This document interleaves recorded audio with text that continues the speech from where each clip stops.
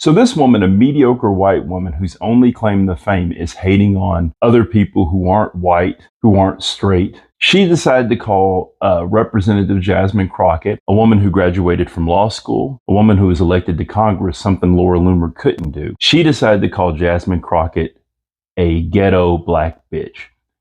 This is acceptable because, well, hating on black women in this country is pretty acceptable. I want to focus on that word ghetto. The word comes from 16th century Venetian Italian, and it refers to the walled-off neighborhoods in which Jews were forced to live in. And of course, we know about the ghettos that Jews were forced to live in before the Holocaust. So yeah, the word has become basically a catch-all for ethnically segregated neighborhoods. And in the US, it largely means neighborhoods that were segregated with only blacks. But let's not forget that the term originally meant neighborhoods in which Jews were forced to live in them. Jews were forced to live in these neighborhoods because when you group them all together, it's easier to discriminate against them. It's easier to visit violence upon them. And let's not forget, when we look at the history of Europe, even more so than the Middle East, the history of Jewish people in Europe is a history of violence